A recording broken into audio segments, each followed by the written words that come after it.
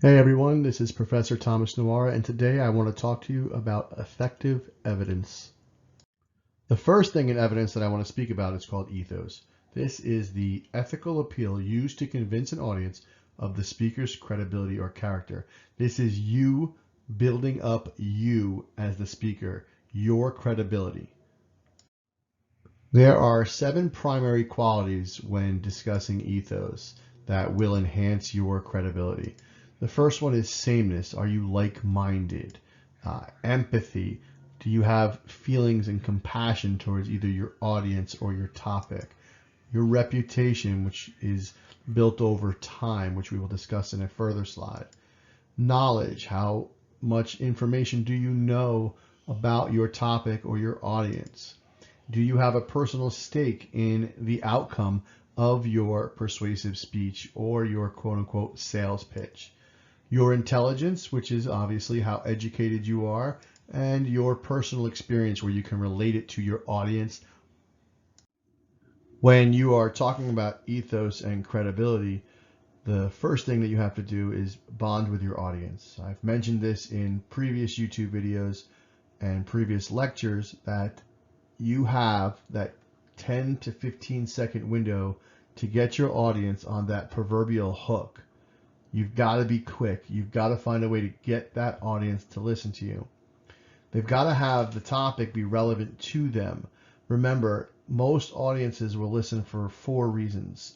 It will make them healthier, happier, smarter, or wealthier. Most audiences will fit into those 4 categories. So you've got to find a way to make that topic relevant to them in one of those categories.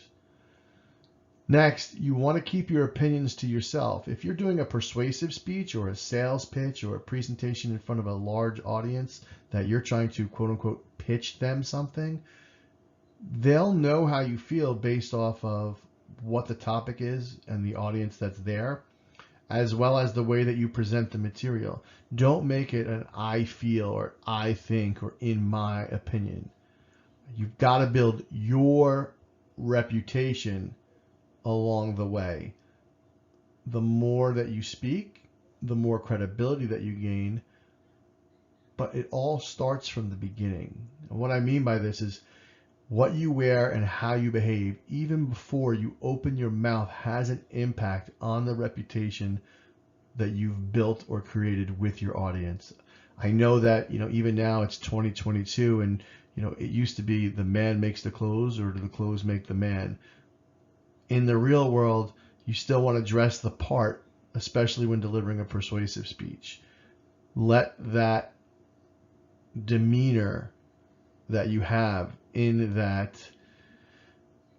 outfit that you're wearing or how you stand at attention, let your audience know who you are.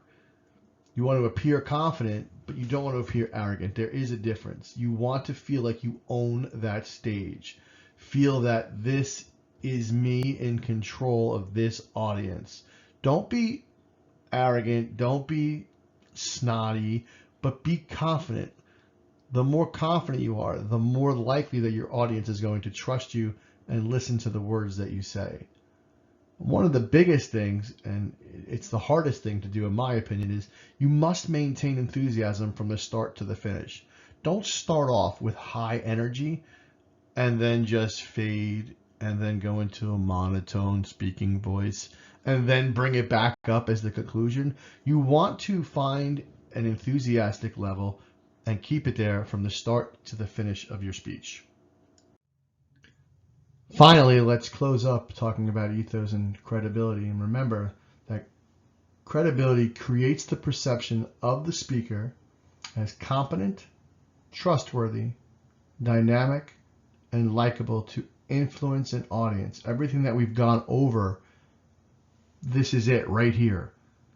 This is what your goal was. This is what you were out to do. I hope by the end of this and by putting together your material, this is what you've accomplished. There are 3 steps of credibility, and the first one is what is called initial credibility. This is the credibility that you had before you even stepped up on stage or in front of a room. It is there before you have spoke, before you are ready to speak. It is that initial reaction that your audience has to you, the person. I mentioned this earlier about getting dressed for the part. Then you have what is called derived credibility. This is the credibility that you build by delivering your material. You earn this during your speech or presentation. You will pick up more and more credibility on how well you speak, how strong your information is, how valuable your sources are, and how confident you are in delivering your material. And finally, to close this out, you have what is called terminal credibility. This is the final impression of the speaker themselves that they've amassed throughout the entire time that they've been that center of attention. It's the last chance that you have to wow your audience is in the conclusion of your presentation. Remember, if you're delivering a persuasive speech, whether this be for my class or just for yourself, you need to end your presentation with what you want from your audience. You've built that credibility up. Your audience should trust you. Let them know what exactly it is that you want. And with that being said, I'm going to end this video. And what I want you to do is click on that watermark on the right hand of your screen.